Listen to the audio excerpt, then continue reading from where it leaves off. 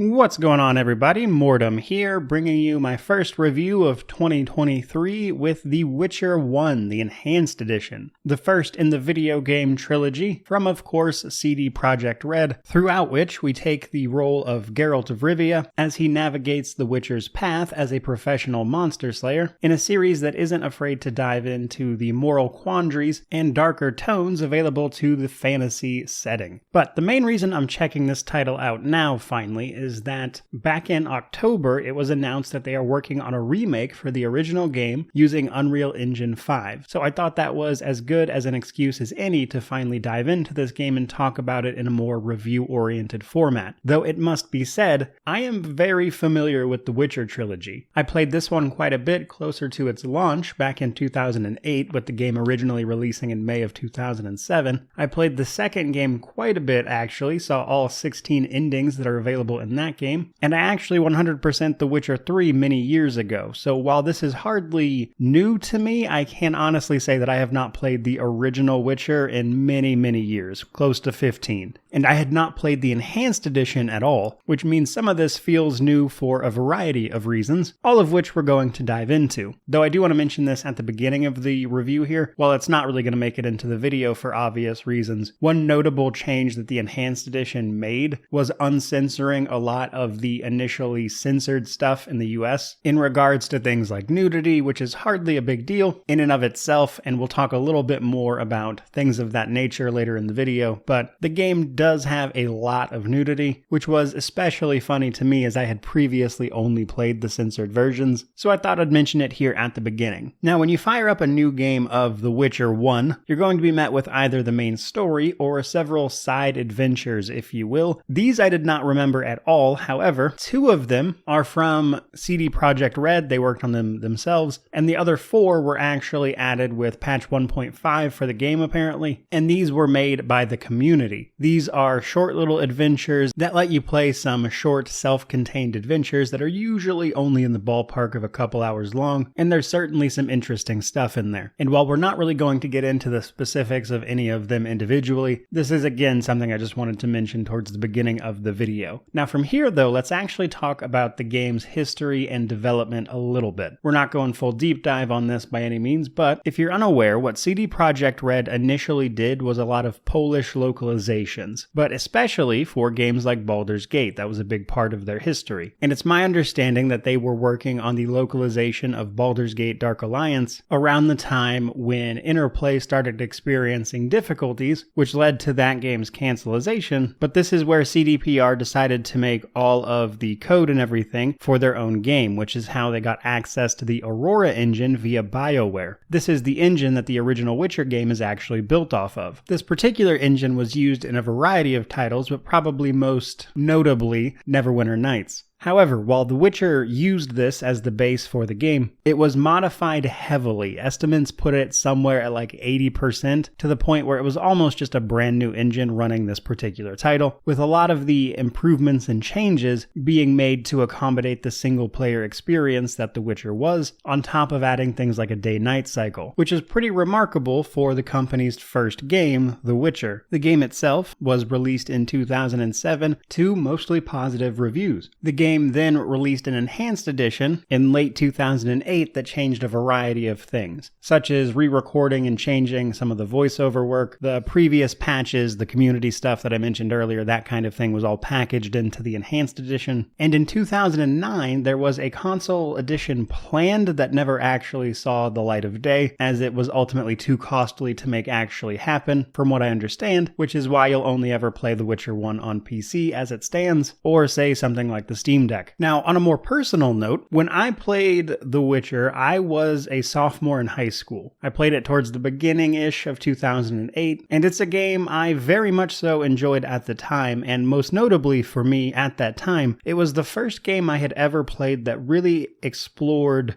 darker, more mature themes. Things like racism, drug use, all of that. And while it's hardly the first game to have done those things, it certainly made an impression on me at the time because it was the first game I had played played like that, and it's one of those titles that kind of opened my eyes to what video games could really be as a storytelling medium, which I think has helped along in no small part to the fact that it's based on the books, or at least the world is, which brings us to the story setup. Now, the first thing to be aware of, for those who just don't know I suppose, though it is relatively common knowledge, the Witcher games are of course based on a series of novels that created the universe. However, the games specifically all take place after the books. The Witcher 1, 2, and 3 take place in chronological order, and for the most part are fairly standalone in terms of their stories. Some stuff gets carried over here and there, but for the most part it's very minor. Which I think actually, for the most part, helped the game out, because this alleviates the need for someone to read the books to really get a feel for everything. You can very much so start by just playing the games and slowly learn everything that you need to learn, while at the same time having the benefit of knowing a lot of the characters beforehand if you have read the books, though it isn't strictly speaking necessary. But The Witcher 1 starts off by Geralt reappearing and collapsing outside of Kaer Morhen, the Witcher castle, which is a pretty shocking turn of events to the Witchers that find you, because you've been presumed to be dead for 5 years when people saw you die during an uprising. However, it quickly becomes apparent that you've lost your memory, and while you remember a lot of the basics, like swordplay, that type of thing, most of your memory is just gone. For the most part, this is obviously a plot device designed to help the players of the time be able to learn about the world of The Witcher, alongside Geralt, who, as a seasoned and famous Witcher, should already know these things. So in that way, it's really just a convenience to teach you, the player, about everything. Though I do think it works pretty well with the story. Which brings us to the prologue. Most of the prologue is about teaching you the basics of what the world really is and how the game plays, as it should be. Because after you come to, the castle at Kaer Morhen is quickly attacked by a group known as Salamandra. They are there to steal the Witcher mutagens. Mutagens are used to turn people into Witchers. This is done through a combination of science and magic, and is a closely guarded secret. Ultimately, Salamandra succeeds at doing this while also killing Leo. Leo is a minor character whose only purpose in the story is to die, but he was not actually a Witcher yet, but rather in training. So the rest of the game kicks off with you, Geralt, needing to track down leads about Salamandra in the city of Vizima. But what I really like about the prologue in particular is that it does a really good job of introducing you to all of these things without overly explaining them, to the point where you just know everything. You're going to leave this largely with questions more so than answers. It introduces a lot of the key characters, most notably the antagonists, as well as Triss Merigold, who is one of the potential love interests for the game. But one other thing that I really like about The Witcher's prologue is the setup to the rest of the universe. The thing I really enjoy about games in general that are built off the backs of a universe written out in books is that they tend to feel very complete right out of the gate, meaning that if you have questions, there's very likely answers to them, and it helps the world feel more alive right away, because it feels like all of the lore and everything has already been thought through, which combined with the prologue here, which introduces key characters as well as gameplay mechanics, will leave you with a lot of questions that the game is very much so prepared to answer for you, at least to some degree. Now, under normal circumstances, that's likely where I would leave it, but given the love that the Witcher series has seen over the years, I thought it would be fun to go through the story chapter by chapter and talk about the things I enjoyed and thoughts about each one's individually before we wrap up the story section. So there will absolutely be tons of spoilers for the rest of this, though we are not going into insane detail by any means, though there are certainly plenty of creators who have done so. First and foremost, the game uses a chapter structure to its storytelling. As the game progresses, you will lose access to previously available places, so while the prologue takes place in Kaer Morhen, once you move to Chapter 1, you can't go back to Kaer Morhen. Chapter 1, though, brings us to the outskirts of the city of Vizima, and we need to find a way in, because the city is under a quarantine due to a plague that is ravaging the countryside and killing basically everyone. Conveniently, and for plot reasons, we are immune to this disease simply by being a Witcher. However, in order to get into the city, we're going to need a pass, which naturally is going to require us to use our abilities as a Witcher to get said pass, which of course involving ourselves in the local drama. But for the most part, I would say Chapter 1 largely serves as an extended tutorial, because as early as the prologue, you'll have made one major choice. And Chapter 1 goes out of its way to show you that the game has choices that will have consequences later. However, I do want to mention that the choices and their consequences are relatively minor, but technically, from here, there are 3 paths through the game. Witchers are supposed to be neutral. That's their official stance, if you will. But you will have the option to side with 2 factions that come into play shortly. Because as I mentioned, Chapter 1 is largely an extended tutorial that explains more or less how the rest of the game is going to work. You are basically a super-powered monster slayer. People are going to need help killing monsters, and a lot of them wouldn't mind having a superhuman, essentially, on their side for a lot of their other squabbles. And they will attempt to drag you into him. But Witchers are only supposed to slay monsters, which is where the exploration of morality really starts to come into the title, which is exemplified by the stories in Chapter 1. In order to get a pass to get into the city, you have to speak with the Reverend, who has a pass into the city. He is a fanatic, and in order to secure his help, you have to go help his cronies, who a short investigation will tell you have been up to no good, which leads you to Abigail. Abigail is the local witch that a lot of these cronies have been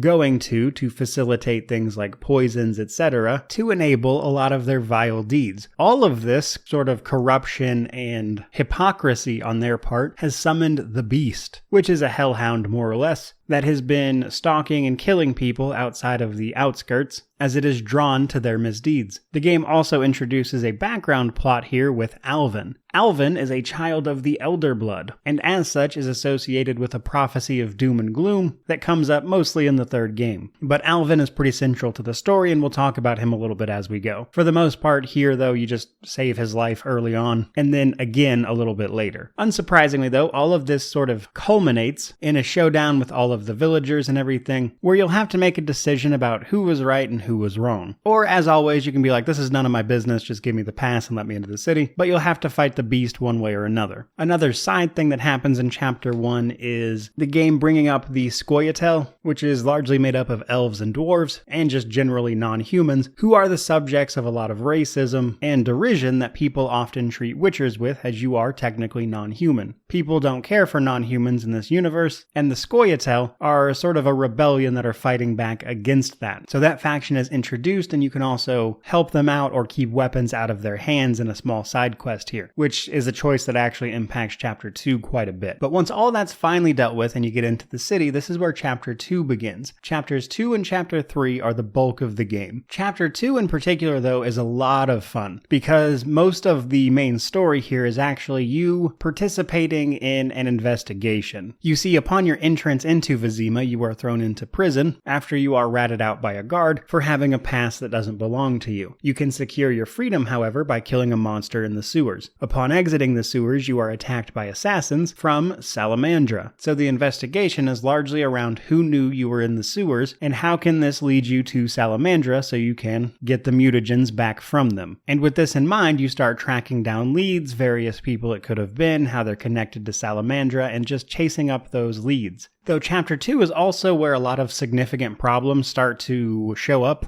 and that is, for starters, running back and forth. So Chapter 2, more so than Chapter 1 at least, mostly due to the loading screens I would say, has you running back and forth between the swamp and the city regularly. And while you can optimize this a little bit by knowing ahead of time what you're doing, where you're going, the most efficient way to do things, even if you do that, you're still going to be running back and forth quite a bit, which becomes very common over the course of the game. And the other thing here is that the investigation is a little clumsy at times. Not so much in its execution as a whole, but rather the way people talk to you about it. Sometimes you can question somebody who is a suspect, and the game just gives like a bunch of weird responses to things you could say here, because clearly it doesn't necessarily know which evidence you may or may not have at that point, and it can feel just like a little bit awkward. Though one thing I did think was really cool about this is that depending on the choices you made with the weapons and the Scoia'tael in Chapter 1, it will have a significant impact on your investigation in Chapter 2, because it will result in either the deaths or not deaths, I suppose, of a few characters, thus affecting your relationship with other characters, which can change the pace at which you get information and discover what is at the heart of the investigation itself, which is that they pull a bit of a bait and switch on you. In order to begin the investigation, you hire the services of a detective. About halfway through the act, that detective has to go into hiding and you have to wait for him to come back by fulfilling other story objectives. Once he comes back though, you can continue the investigation. However, after this, you can find out through a variety of means that the detective has been murdered and replaced by the leader of Salamandra who stole the mutagens from you to begin with, Azar Javed. Now, when I played this originally, I hadn't played a ton of video games at that point in my life, so I missed a lot of the hints here. On one hand, I did just know this already, but on the other hand, they give you so many clues about this. So Witchers have a medallion that vibrates in the presence of magic, and as soon as Raymond comes back, your medallion vibrates around him every time you see him. He also starts demanding payment for services that he had previously not charged you for, that kind of thing. There's just so many hints about it that I never noticed before that I thought was kind of funny. But you can either find the previous detective's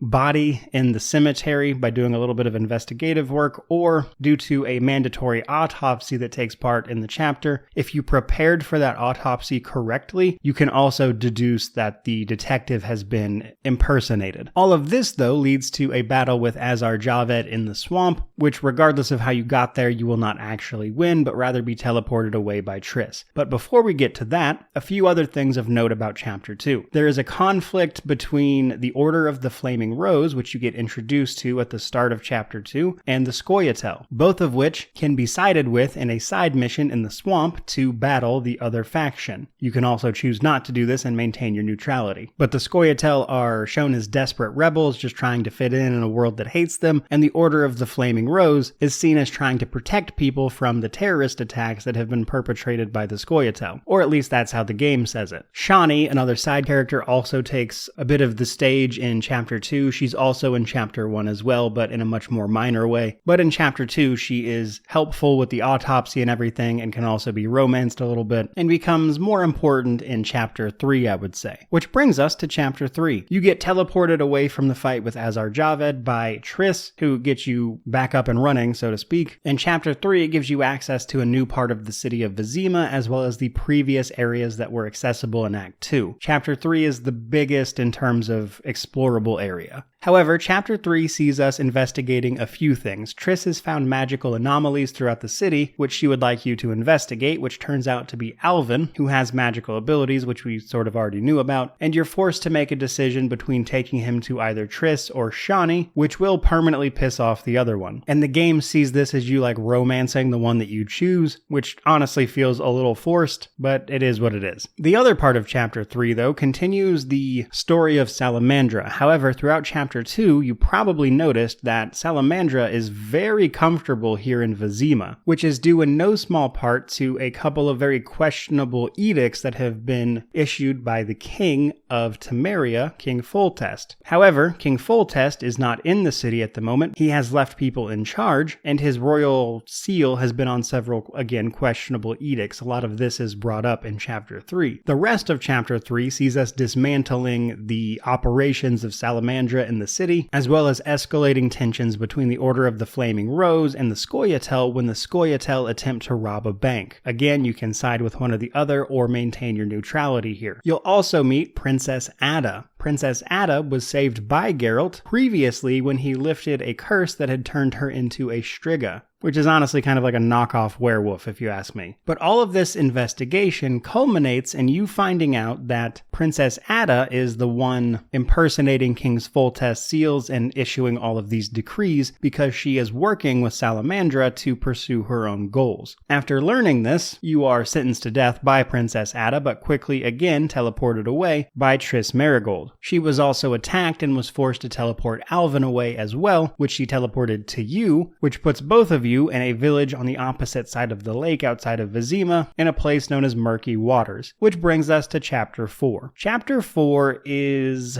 kind of pointless for the most part. There are some important plot threads that happen throughout, but in interviews later on, CD Projekt Red explained that Chapter 4 was meant to serve as a bit of a break from the very serious story happening otherwise, but because of that, you're mostly just solving local village problems that have nothing to do with the plot of the story, though there are again a few plot threads for the main story that happened here. For starters, we finally run into a Witcher known as Berengar, which will have been mentioned several times up to this point, and seems to have been a Witcher that Salamandra was forcing to work for them. You'll run into him, and then by the end of the act, you find out that Berengar was actually the reason that Salamandra found out where Kaer Morhen was in the first place, which is how they stole the secrets, and you can make the decision to forgive him or not, as Witchers aren't supposed to fight each other, and most Witchers aren't made Witchers voluntarily. A lot of them are picked up, trained, and turned into them, whether they like it or not, which leaves some Witchers, like Berengar, feeling very resentful of it, and you can kind of deal with that moral dilemma however you want, and the rest of the act is solving local problems. You also interact with Alvin quite a bit, which involves giving him a Dimeridium amulet, which is supposed to suppress his powers, to keep him from teleporting away accidentally with his wild magic abilities, as well as giving him advice when he talks to you. Now, the end of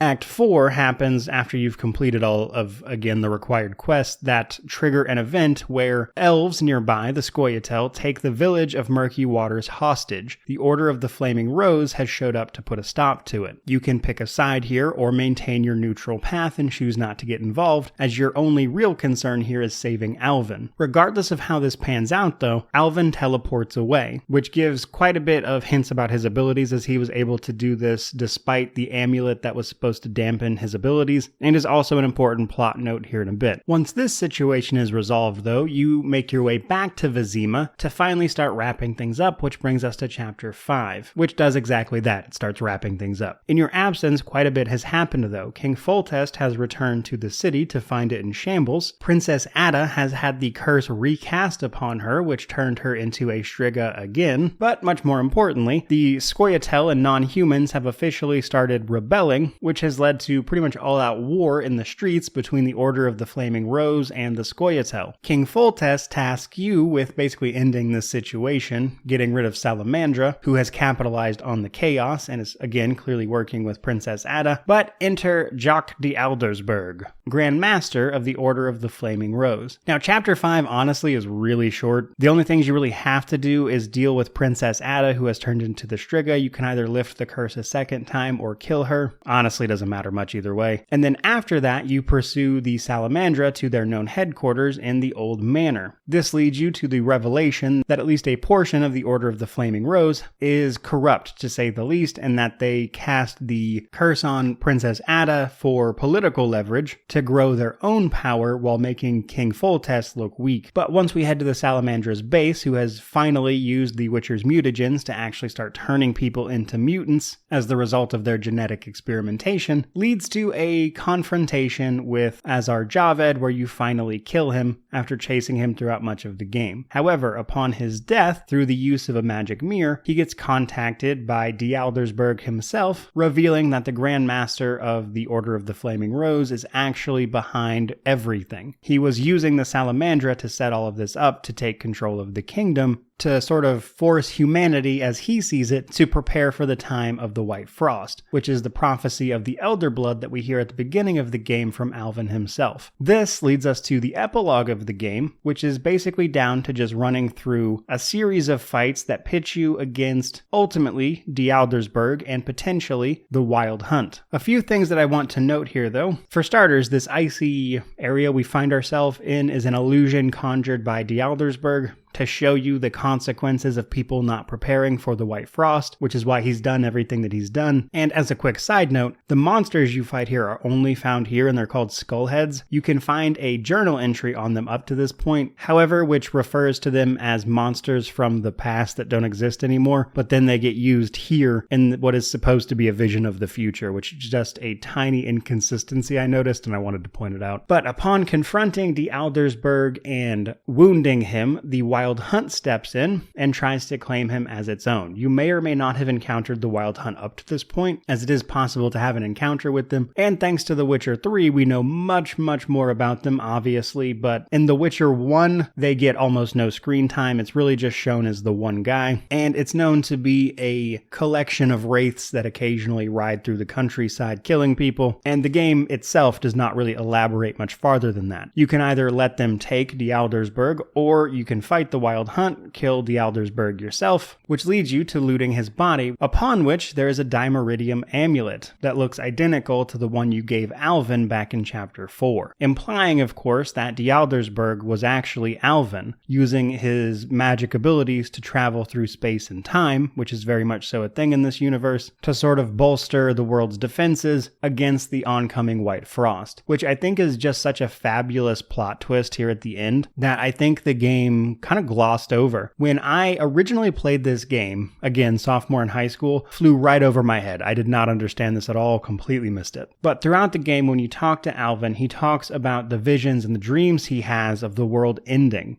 And some of the things Dialdersberg says to you are exactly what you chose to tell Alvin in Chapter 4. And because of that, Dialdersberg is actually my favorite character across this game, purely because it's such a complicated take. On one hand, yeah, doing terrible stuff to prepare for this, but he has magical powers of prophecy that are very much so showing him the end of the world that he thinks will happen if he does not do this. And in order to save mankind, he rallies this sort of very corrupt system to push everyone in that direction in a sort of wonderfully complicated situation. And that is actually where it ends. You will have recovered the Witcher's secrets, put a stop to Salamandra who killed Leo, which pretty much wraps up the tale, and then the end of the game gives you a cinematic that sets you up for The Witcher 2, which is that a Witcher assassin attempts to kill Foltest, which is foreshadowing. And all of that is a sort of quick version of the plot of The Witcher 1. And for as long as that is, and all the detail I gave you, believe it or not, I'm really only brushing over the surface of what's available here. There's quite a bit more nuance and things to it if you really want to dive into it, but that brings me to my thoughts on the story. For starters, let's talk about the choices throughout the game. So it's an RPG, there are all sorts of progression systems and choices to be made in the story. However, most of the choices are underwhelming in my opinion. You can choose to side with the Order, the Scoia'tael, or maintain your neutrality. However, it kind of really doesn't matter. In many instances, really all this does is change who you are talking to. The same events will still pretty much play out. Now that doesn't undercut the fact that this is still a very ambitious title, especially considering it was the first one from CD Projekt Red. The later games also don't really account for any of these choices. Almost nothing from The Witcher 1 carries forward to the other games, because as I mentioned at the very beginning of this video, these are mostly standalone adventures. There are minor things that will carry forward, like equipment, that type of stuff. The Witcher 3 lets you choose some of the options you chose in The Witcher 2, but even that is real minor, which I tell you because it strikes me as so strange that they went through all this trouble of setting up these choices and having outcomes for them, for it to largely wind up being relatively pointless. It doesn't really matter who you side with, it ends in a very neutral way no matter what you do. In addition to this though, the story is also a little meandering. You could have cut quite a bit of this and it would have been the same story, primarily Chapter 4, and they've said as much themselves. It was designed to be a break from the main story, which makes Chapter 4 feel very disjointed, and it kind of loses focus a little bit here in other places as well. And combined with all the running back and forth you do in this game, it can really feel like, again, the game just loses focus of the main story in multiple places. However, in spite of that, I think the entire story of The Witcher 1, and really the series as a whole, is at its best when it is exploring questions around the morality of various situations. When you use your silver sword that is for monsters against Dialdersberg at the very end of the story and kill him with it, and he says, but that's for monsters. As almost cliche as that sounds, the game does those moments really, really well, which I think is a bit of a juxtaposition against a lot of the dialogue for everything else. Now, I'm told this is down to just the translations of it, and that in Polish this is less of an issue, but in English, a lot of the dialogue is not great. A lot of it at times just doesn't make a lot of sense, and it's especially notable for the sort of sexual encounters that Geralt can get into, where you'll say a lot of stuff and then the result doesn't really seem to be related to what either of you just said. And I'm sure a lot of this, again, could probably be chalked up to the translation, sure, but a lot of the side dialogue comes off as feeling just like ever so slightly wrong, which is strange because a lot of the main story and more important side quests don't have have this issue, which is probably down to the Enhanced Edition itself, as the Enhanced Edition involved a lot of re-recorded voiceovers and everything. So there's a bit of a shift in quality from place to place is what I'm trying to get at here, which is just strange, honestly. All of that stuff said, let's finally start talking about the rest of the game and the more nuanced stuff. So first up, let's talk difficulty. Difficulty for this game is basically easy, normal, or hard, and most of what you're deciding here is how much you're going to have to rely on your Witcher things like alchemy or just basically preparation before fights. On easy, you really don't need to do anything but show up. Normal, you kind of need to understand the systems, but you don't need alchemy that much. And on hard, you need alchemy to survive. So most of the difficulty is really just deciding how much alchemy is important to the stats of the game. Though I will say normal is really easy breezy if you understand what alchemy does, what it's for, and you're fine with those preparations. If you're good with all that, normal is going to be a cakewalk. But from there, let's talk a little bit about progression. So progression in this game largely comes down to talents, knowledge, equipment, and the alchemy system. So as your character levels up from doing quests and killing monsters as expected, you earn talents, which is determined by the exact level you are. You can level up to 50 before it starts becoming pointless. Every level 1 through 50, you get talent points, which you can spend on various talents, of course, and you can keep leveling after 50, but you don't actually gain anything for doing so. In a normal playthrough, you're only going to hit about level 35 to 40 from doing everything, but monsters respawn as the day-night cycle goes through, so it's very possible to just grind out monsters for the extra levels if you really want them, but it's honestly not really necessary. But talents are divided into bronze, silver, and gold. As you hit certain level milestones, the exact makeup that you'll get each level varies, starting with just bronze, then moving into bronze and silver, then moving into mostly silver and a little bit of bronze, to eventually silver and gold. As you might imagine, the better talents are farther up the tree with the type of talent you need to spend, and you get so many bronze talents that you'll effectively be able to get every bronze talent. Silver is obviously a little more rare, and you'll be able to get most of the silver ones, and the gold talents really require you to spend them on the things you want to be the best at. But in terms of what you can spend these talents on, they are skill trees for your attributes, signs, as well as your sword styles. Your attributes are straightforward. They affect a lot of very general stuff as well as giving you flat stat boosts. But they also give you access to more specific stuff, like say unlocking the fist fighting moves in the minigame for that, or allowing you to use various rituals at places of power, which are points in the game where you can power up your magic, or with these other rituals, potentially heal yourself, that kind of stuff. That's a lot of what attributes has going on. And then we have the Witcher signs. You don't have access to all the Witcher signs right away. You have to learn them throughout the game by finding circles of magic with that sign. But these are the ones in all the other Witcher games: Ard, Igni, Quinn, Earden, and Axii. Signs is a very viable way to play the game, and they can be very, very strong if you spend talent points on them, especially Igni. Quinn is also very useful as it just flat out negates damage, and the others are certainly useful. From there, though, we have our steel and silver swords. If you're unfamiliar with The Witcher, steel swords are for humanoids, and silver is for monsters. Each of these swords, though, also has 3 different styles associated with them: strong, fast, and group. Each monster type is going to have a style that is more effective against them than one or the other, though you can level up to a point where this also does not matter, by the way, as combat is mostly stat-based, which we'll get into here in a minute. Group style is probably the most notable one. Anytime you're fighting 3 or more enemies, group style is usually the way to go, as you'll deal a lot more damage based on how many are surrounding you,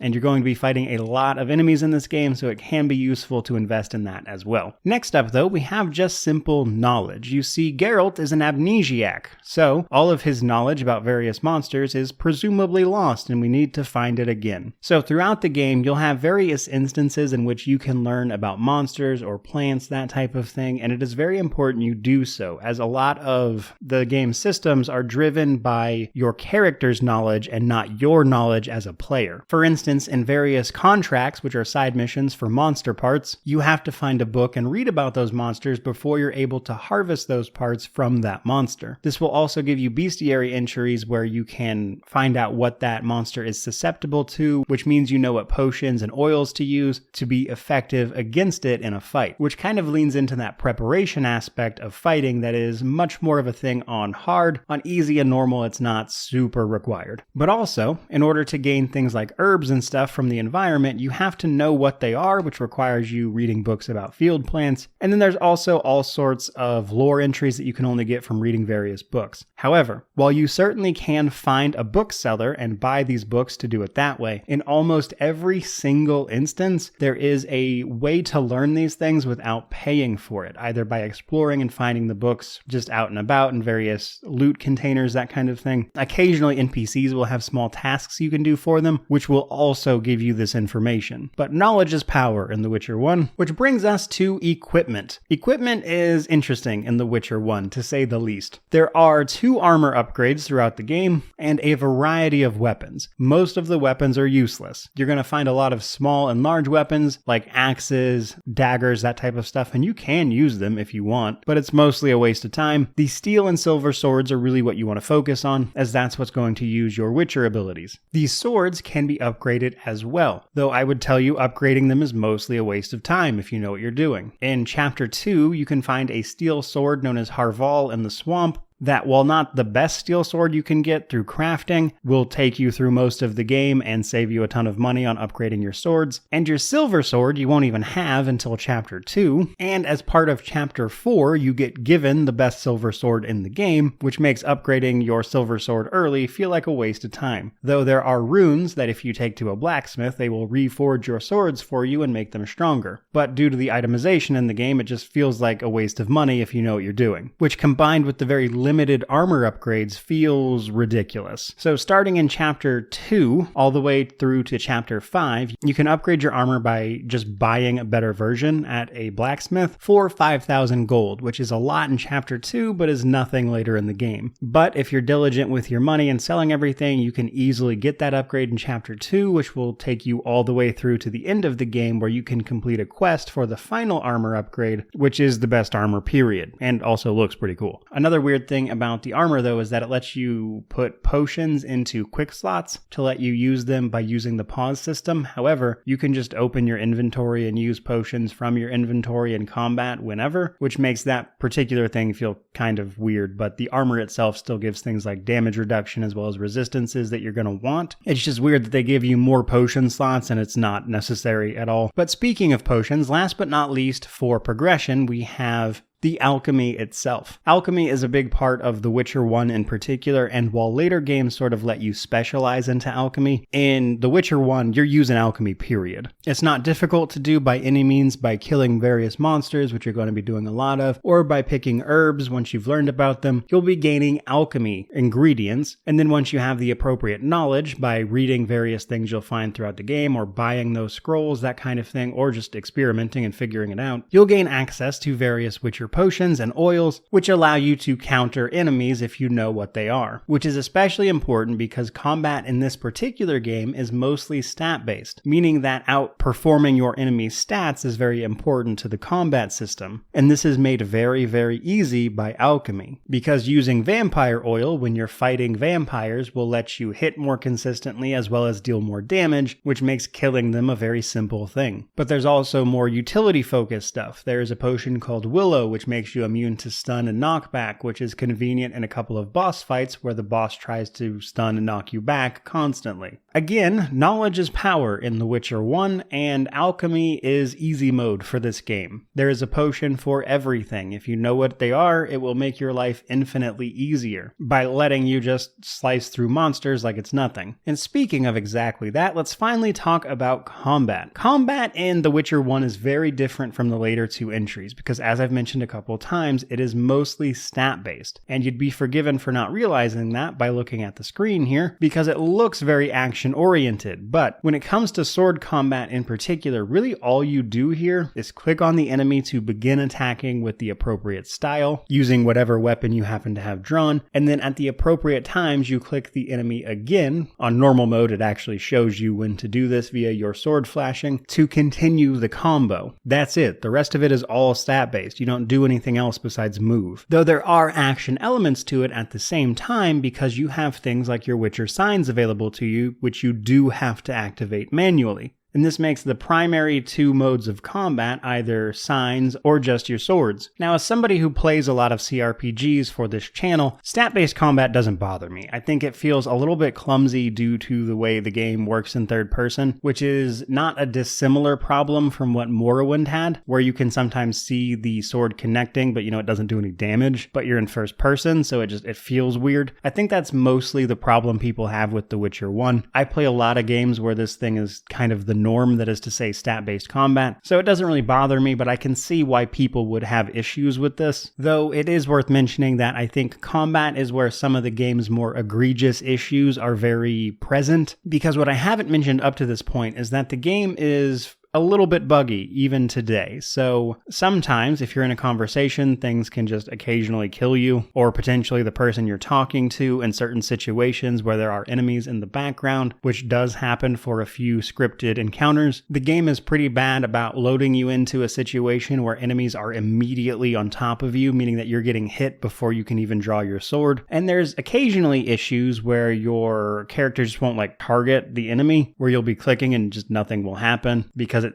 seems to me that your character can't find a path for some reason to something that's actively hitting them. And in most cases, Geralt can just outrun basically every enemy in the game, which means if you need to catch a break or something real quick, you can usually just run around the combat arena, especially in boss fights, to sort of get your second wind back, or just give you a second to kind of figure out what you're doing, which is especially important because the buttons for switching combat styles in combat is also the button to draw that weapon, which gets a little confusing at times when you're using two different swords, and you can't just cancel the animation. So sometimes if you hit the wrong button to draw the wrong sword, you got to run around while he goes through the animation of putting it away, drawing the right one, getting into the right style for that weapon, and it can just feel a little clumsy in that way, which is much more annoying to me than the stat-focused combat. But combat ultimately comes down to preparation more than anything else. A little bit of this, especially on normal, you can do mid-combat, say use an oil or something on your weapon, but a lot of hard mode is knowing what you're fighting when, and did you prepare properly by using the appropriate oil or potions that you're going to need in that fight.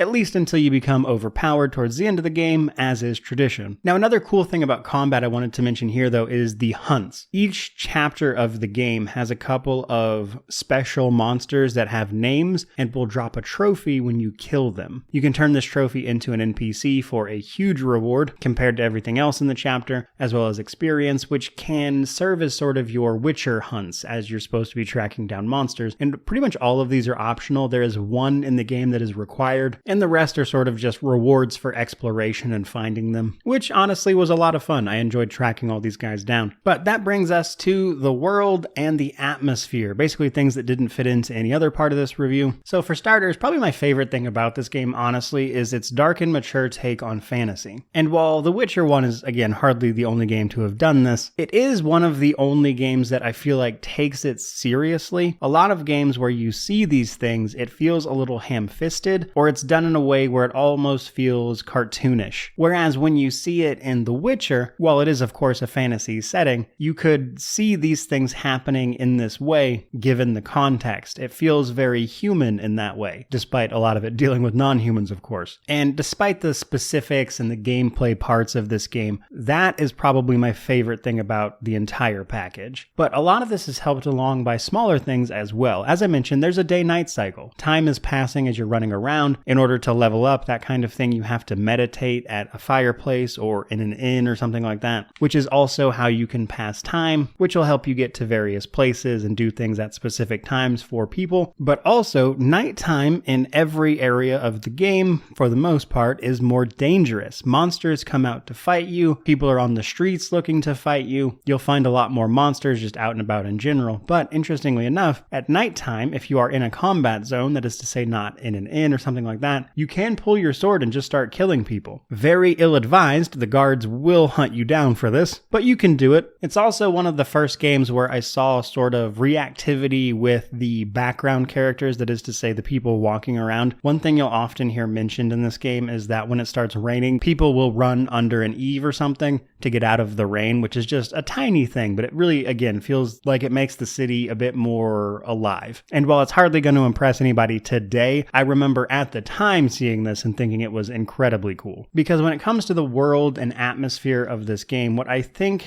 they managed to do best is that outside of some horrendous dialogue here and there, it feels like a real and lived-in world, which makes a lot of the stories and things easy to relate to because they are governed by very human emotions that are easy to understand, even if it can be a bit extreme at times. And a lot of that, I think, is really tied into the fact that this series is based on books that have been elaborated upon in TV shows, etc. So it feels like an entire universe that you are participating in. Almost every character you run into has some backstory that you can either dig into or ignore completely. And the fact that they made Geralt an amnesiac for this allows you to learn these things alongside him, as he doesn't remember any of it, but a lot of people remember him. And the last thing I want to mention in the world section here is the romantic encounters, let's call them. So this game is sort of notorious for encounters Geralt can have with women, and they are, for the most part, poorly done. There are a few actual romances that you can involve yourself in with Shani or Triss, and as you develop Geralt's personality, which the game actively encourages you to do, to sort of pick an ideal, either through the Order or Scoia'tael or whatever, you can pick your own ideals and develop the personality. All of these romantic encounters are childish. It feels like they were written by a teenager writing fan fiction.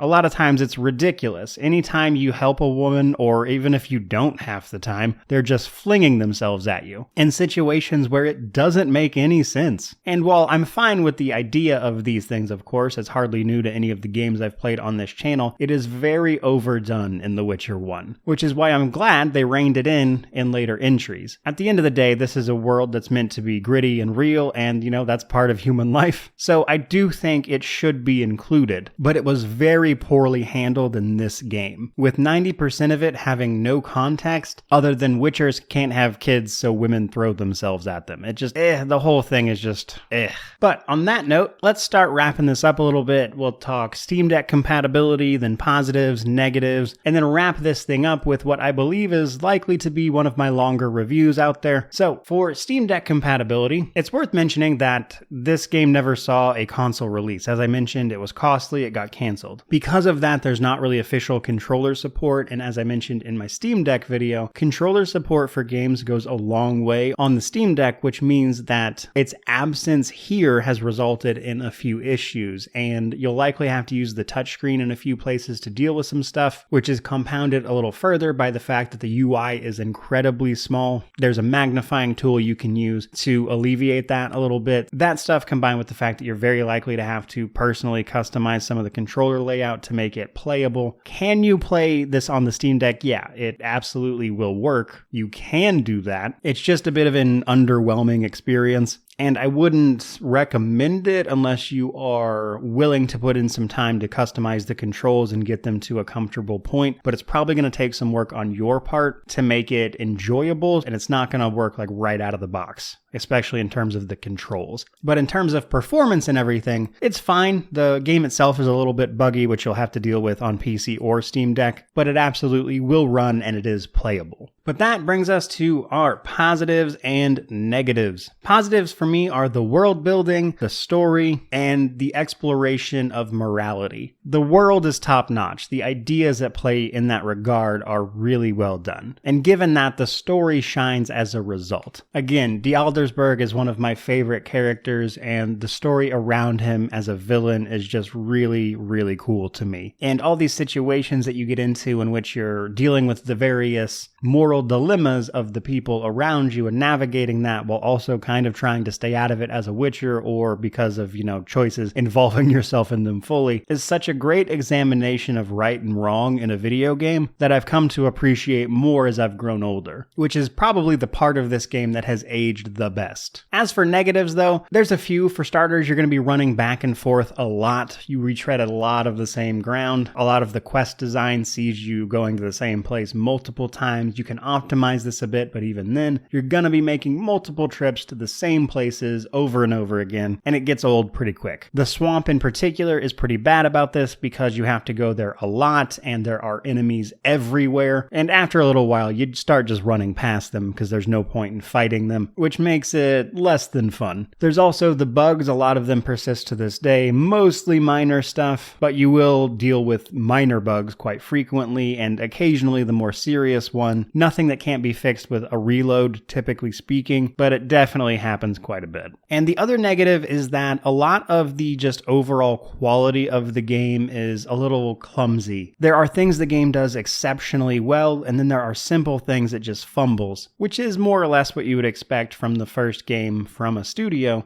And I do think the game shines in spite of that, but the entire game, down to the combat, the dialogues, feels a little bit janky. Which brings me to my conclusion. Ultimately, The Witcher 1 is an ambitious RPG from Polish developer CD Projekt Red in 2007, which makes it part of a category of games sort of affectionately referred to as Eurojank. And while The Witcher itself might be a mainstream behemoth of media now, at the time of this game that was not the case. What it was a very ambitious title, a first title from a smaller developer that you could tell was made with a lot of love. In many ways, it's a game that introduced me to what games could be at a somewhat impressionable time in my own life. And while it certainly does not do everything well, some things I think it really drops the ball on that we've discussed quite a bit here, but in spite of those things, the game manages to be really memorable, have all these side quests and characters that you think about that had all this backstory, a lot of which can be chalked up to the books, sure. But it's a game that I came away from always having enjoyed my time spent there, which is why I went on to play this game and both of its sequels extensively, which is why I'm especially interested in a remake because, on one hand, yeah, this game could use a pretty serious update, especially as they move to make a further entry in the Witcher series that moves away from Geralt's story, is my understanding.